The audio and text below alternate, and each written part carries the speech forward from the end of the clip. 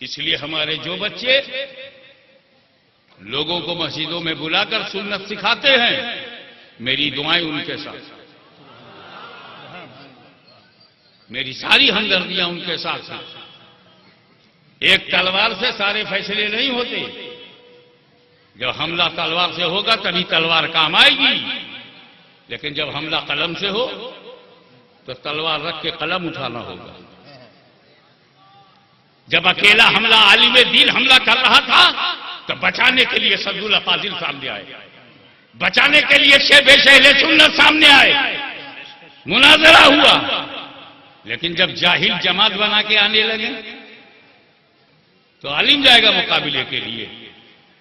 تو پھر یہی ہمارے مبلغین نقلی مبلغینوں کا چہرہ دکھائیں گے اور اہل سنت و جماعت کی سنت کو اور سنیت کو بچائیں گے، مسجدیں آباد کریں گے سجدوں سے۔ اگر اہل سنت اور جماعت کی بڑی تعداد مسجد میں جانے لگے تو امامت کا مصلی بھی پاک کیا جا سکتا ہے۔ اس لیے اب اگر مخالفت ہوتی ہے تو تم کائے کو گھبراتے ہو؟ مخالفت تو ہر مال کی ہوتی ہے، ہمیں نہیں ملا۔ سب سے آسان کام ہے دنیا میں، اور میں تو خانقاہ میں پیدا ہوا، خانقاہ میں رہا، فکر رضا کا سرمایہ میرے ساتھ ملا رہا اور اسی کو لے کے میں دنیا میں چلتا رہا۔ میں نے سنیت کے قلعے میں، توجہ سے سنیے گا، سنیت کے قلعے میں بہت بڑا گیٹ بنا رکھا ہے۔ ہاشمی نے سنیت کے قلعے میں بہت بڑا گیٹ بنا رکھا ہے، آؤ توبہ کر کے اندر، دروازہ ہم نے توبہ کا کھلا رکھا ہے، آؤ۔ ہمارے باپ دادا یہی کرتے رہے، دروازہ کھلا رکھتے تھے، اندر آؤ۔ غریب نواز نے دروازہ کھولا، 90 لاکھ اندر آ گئے۔ مخدوم سمنانی نے دروازہ کھولا، 10 لاکھ اندر آ گئے۔ یہ پتہ نہیں کہاں کے لوگ ہیں جو سنیوں کو نکال رہے ہیں۔ ابے بدعقیدوں کو سنی بنا نہیں پاتے ہو، سنیوں کو بدعقیدہ بناتے پھرتے ہو۔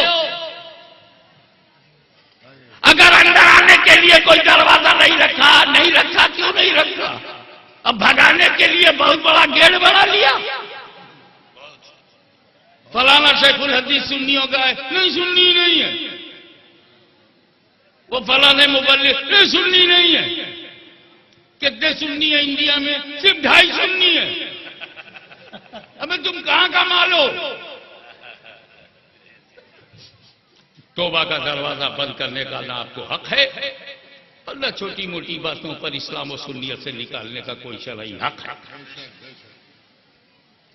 سنی سنائی باتوں کو ماننا قرآن نے منع کیا، اور آپ سنی سنائی باتوں پر فیصلہ کر کے قرآن سے تو آپ نے انحراف کیا۔ قرآن کہتا ہے جب کوئی بات سنو تو تحقیق کرو، تم نے تحقیق کیوں نہیں کیا؟ جب قرآن پہ تیرا عمل نہیں ہے تو تجھے کیوں نہ باہر کر دیا جائے؟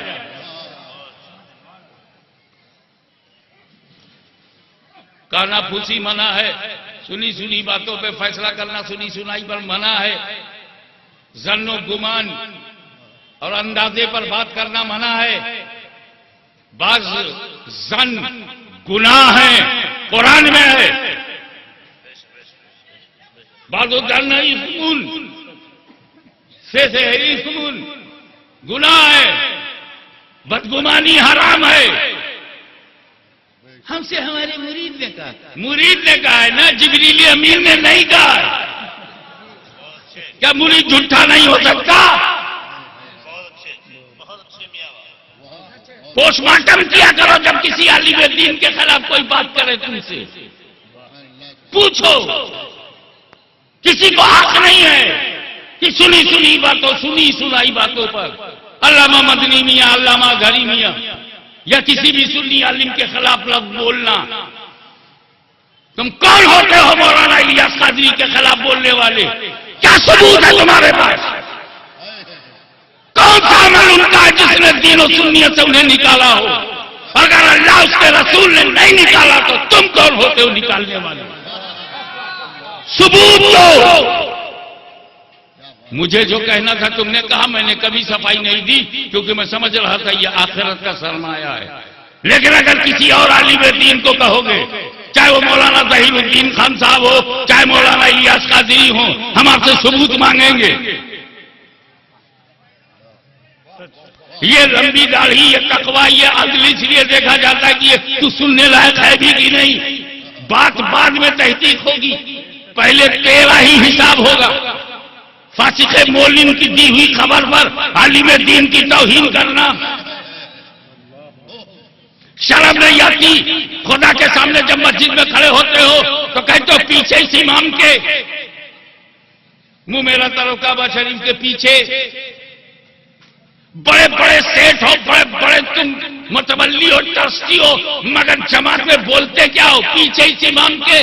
شرم نہیں آتی؟ فجر میں, ظہر میں, عصر میں, مغرب میں, عشاء میں پیچھے اس امام کے, اور جیسے نماز ختم ہو جاتی اپنے پیچھے پیچھے امام کو لے جاتے ہو. نوکر سمجھتے ہو, غلام سمجھتے ہو, امام بھی کہتے ہو, غلام بھی سمجھتے ہو. بدلو اپنی روش کو. زندہ قوموں کی پہچان یہ ہے کہ مذہبی رہنماؤں کو بلندی پہ رکھتے ہیں تاکہ